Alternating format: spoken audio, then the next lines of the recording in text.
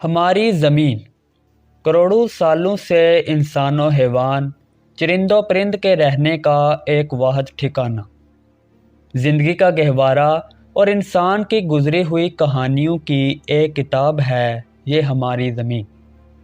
لاکھوں سال گزر گئے ہمیں اس پر رہتے ہوئے، ہم نے اپنی تہذیبوں کو اس ٹکڑے پر پروان چڑھایا، انسانیت کا ایک سہارا جس نے ہمیں پناہ دی، پینے کے لیے پانی اور کھانے کے لیے طرح طرح کی لذیذ اور خوش ذائقہ چیزیں فراہم کیں۔ اس پر ہم نے خدا کی عظمت کے ترجمان پتھریلے کالے پہاڑ اور آنکھوں کو ٹھنڈک دینے والے دریا دیکھے۔ اللہ کی ہر نعمت بنی نوع انسان کو عطا ہوئی اس چھوٹے سے ٹکڑے پر۔ لاکھوں سال بیت گئے اور ہم اسی وہم میں رہے کہ بس خدا وند کریم کا صرف یہی ایک جہان ہے۔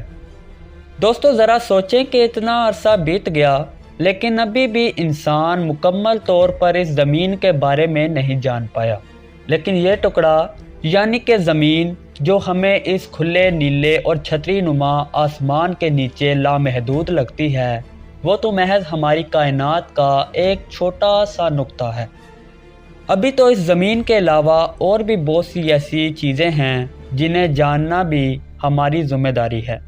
صرف ایک یہی دنیا نہیں جہاں ہم رہتے ہیں، ابھی بہت کچھ ایسا باقی ہے جو شاید ہمارے انتظار میں ہے، کیونکہ ستاروں سے آگے جہاں اور بھی ہیں۔ السلام علیکم پیارے دوستو، آج ہم اسی لامحدود کائنات کے بارے میں جاننے کی کوشش کریں گے جس کی وسعتوں کا اندازہ لگانا ابھی کے انسان کے لیے ایک ناممکن سا کام ہے۔ ہم جانیں گے 10 سب سے بڑے اور دلچسپ حقائق جنہیں جاننے کے بعد یقیناً آپ کے علم میں اضافہ ہوگا۔ اس سے پہلے اگر آپ نے اس چینل کو سبسکرائب نہیں کیا تو کر لیجئے، ہمیں آپ کی سپورٹ کی اشد ضرورت ہے۔ نمبر 1، ہلا کالا کیوں ہے؟ ذرا اپنی نظروں کو زمین سے ہٹا کر آسمان کی طرف کریں اور دیکھیں آپ کو کیا نظر آ رہا ہے۔ ایک نیلا آسمان۔ اب اس نیلے آسمان سے اوپر دیکھیں، یقیناً ایک ننگی عام انسانی آنکھ آگے نہیں دیکھ سکتی، لیکن اس نیلے آسمان کے اوپر بھی ایک ایسا جہاں موجود ہے جو کالے اندھیرے کی چادر اوڑھے، ہوا سے محروم اور مکمل طور پر ویکیوم، جس کی لامحدود وسعتوں کا اندازہ لگانا بھی انسانی دماغ کے بس کی بات نہیں۔ یہ ہے ہمارا کالا ہلا یعنی اسپیس، سیاروں، ستاروں اور نہ جانے کیا کیا چیزوں کی ایک دنیا جس کا حصہ ہم بھی ہیں۔ کبھی آپ نے سوچا ہے کہ یہ کالا کیوں ہے؟ اس کا کوئی اور رنگ کیوں نہیں ہے؟ تو دوستو دراصل ہمارا یہ ہلا صرف ہمیں ہی کالا دکھائی دیتا ہے۔ ایسا اس لیے ہے کہ اسپیس مطلب خلا سے آنے والی مختلف رنگوں کی روشنی اور ان کی شعاعیں مثلاً گاما یا انفراریڈ ریز جب ہماری طرف آتی ہیں تو ہماری آنکھ انہیں ڈیٹیکٹ نہیں کر پاتی، جس کی وجہ سے ہمیں ہلا میں اندھیرا دکھائی دیتا ہے۔ ہم چیزوں کو تب دیکھتے ہیں جب اس پر سورج کی روشنی پڑ کر اور ریفلیکٹ ہو کر ہماری آنکھوں کی طرف آتی ہے۔ ہماری آنکھ اس روشنی کی شعاؤں کو ڈیٹیکٹ کرتی ہے، اسی وجہ سے ہم اپنے آس پاس کی چیزوں کو دیکھ سکتے ہیں۔ لیکن خلا سے آنے والی شعاعیں جو ہماری طرف آتی ہیں انہیں ہماری آنکھ ڈیٹیکٹ نہیں کر پاتی، اسی وجہ سے سپیس میں اندھیرا ہی اندھیرا دکھائی دیتا ہے۔ مطلب یہ کہ ہم سپیس لیول میں اندھے ہیں اور ایک اندھے کو کیا دکھتا ہے؟ صرف اندھیرا۔ اس کے برعکس آپ جدید ٹیکنالوجی والے انفراریڈ کیمروں کی مدد سے اسپیس کو دیکھیں گے تو یہ آپ کو مختلف رنگوں میں دکھائی دے گا۔ نمبر 2، کیا گریوٹی ہمارے سولر سسٹم کے باہر بھی اثر انداز ہوتی ہے؟ اس عجیب اور لامحدود کائنات میں ہمارے علاوہ اور بھی کہکشائیں اور نظام شمسی ہیں جو اپنے اپنے راستے میں متحرک ہیں، مطلب حرکت کر رہے ہیں۔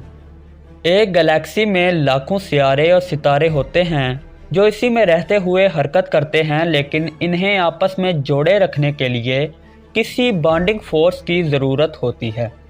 ہمارا سولر سسٹم گریوٹی کی وجہ سے حرکت کر رہا ہے، جس میں موجود سیارے گریوٹی کے سبب سورج کے گرد چکر لگاتے ہیں۔ مطلب یہ کہ گریوٹی ہی ہمارے سولر سسٹم کی بانڈنگ فورس ہے جو پلینٹس کو آپس میں جوڑے رکھتی ہے، لیکن سولر سسٹم کے باہر گریوٹی کا رول اپلائی نہیں ہوتا۔ مطلب ناظرین، ہمارے نظام شمسی کے علاوہ باقی ہماری گلیکسی اور دوسری کہکشاؤں میں جتنے بھی آبجیکٹ ہیں وہ گریوٹی کے قانون کو نہیں مانتے، لیکن اگر دوسرے تمام گلیکسیز پر گریوٹی اپلائی نہیں ہوتی تو پھر وہ کون سی شے ہے جو ان میں موجود تمام سیاروں اور سولر سسٹمز کو آپس میں جوڑے رکھتی ہے؟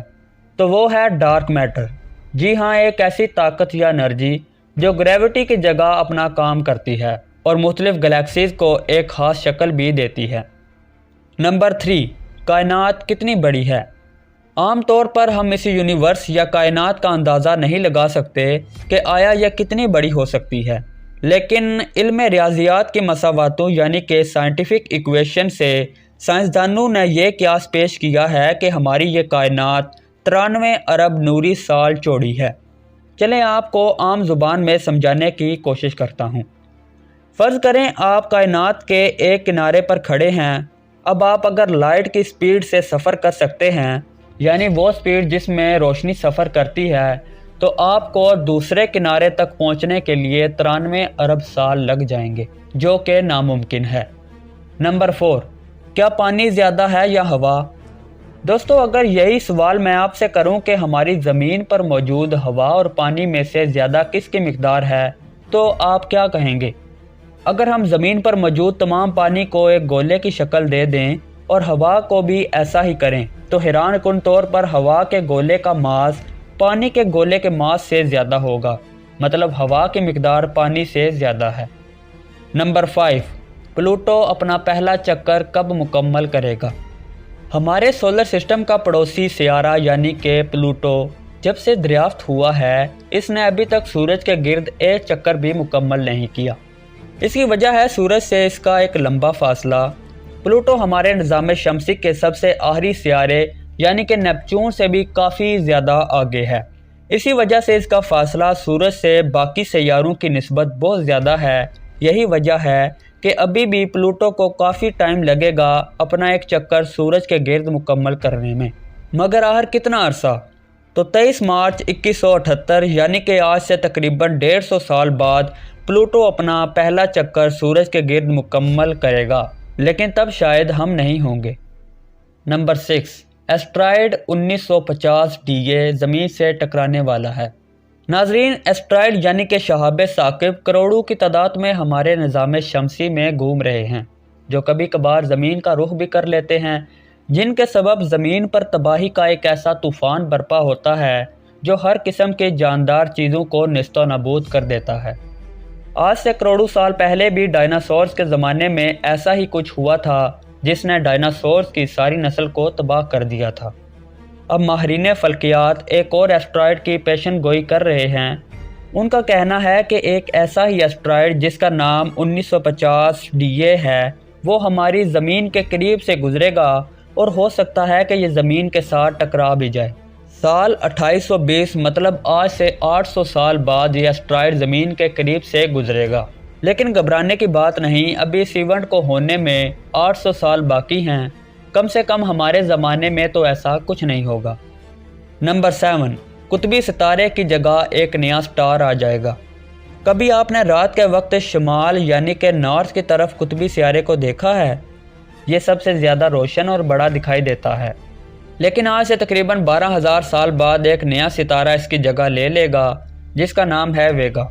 یہ نیا آنے والا ویگا سٹار ہمارے قطبی سیارے کی جگہ چھین لے گا اور ہمیں ویگا کی صورت میں ایک نیا قطبی ستارہ مثلاً پول سٹار مل جائے گا۔ نمبر 8، ایک سرخ ستارہ جو ہمارے سولر سسٹم کے قریب سے گزرے گا۔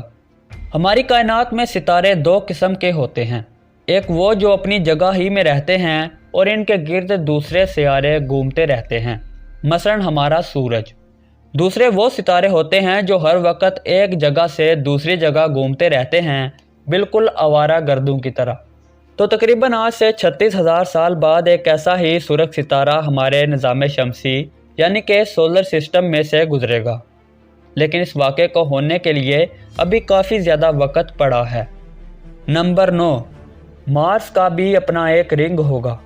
ہمارے سولر سسٹم میں موجود سیٹرن ایک ایسا سیارہ ہے جس کا اپنا رنگ ہے۔ باقی کوئی ایسا پلانٹ نہیں جس کا کوئی رنگ ہو لیکن سائنسدانوں کا کہنا ہے کہ محض 20 سے 30 ملین سال بعد مارس یعنی کہ مریخ کا بھی ایک اپنا رنگ ہوگا۔ ایسا اس وقت ہوگا جب مریخ کے 2 چاندوں میں سے ایک چاند یعنی کہ فوبوس ٹوٹ جائے گا اور مارس کی گریوٹی کی وجہ سے چاند کے یہ ٹکڑے مارس کے گرد چکر لگانا شروع کر دیں گے، جس کی وجہ سے ایک نیا رنگ پیدا ہوگا۔ نمبر 10، کیا ہوگا اگر ہمارا چاند تباہ ہو جائے؟ ناظرین، فرض کریں کہ رات کے اندھیرے میں جگمگاتا چاند ٹوٹ جائے اور ٹکڑے ٹکڑے ہو جائے تو ایسے کون سے اثرات ہوں گے جو ہماری زمین پر پڑیں گے؟ تو دوستو، اگر ہمارا چاند تباہ ہو جائے تو سب سے پہلے زمین کی روٹیشنل موومنٹ متاثر ہوگی، دن اور رات تیزی سے گزرنے لگیں گے۔ چاند کے ٹوٹنے کی وجہ سے سمندر میں لہریں بھی ختم ہو جائیں گی، کیونکہ چاند کی گریوٹی کی وجہ سے ہی سمندر میں مد و جزر کی کیفیت پیدا ہوتی ہے۔ چاند کے تباہ ہونے کے سبب ہی گرم علاقے ٹھنڈے اور ٹھنڈے علاقے گرم ہو جائیں گے، برف پگھلنا شروع ہو جائے گی، جس کی وجہ سے زوردار سیلاب اور تیز آندھیاں پیدا ہوں گی۔ چاند جب ٹکڑے ٹکڑے ہوگا تو اس کے چھوٹے چھوٹے ٹکڑے زمین کا رخ کریں گے۔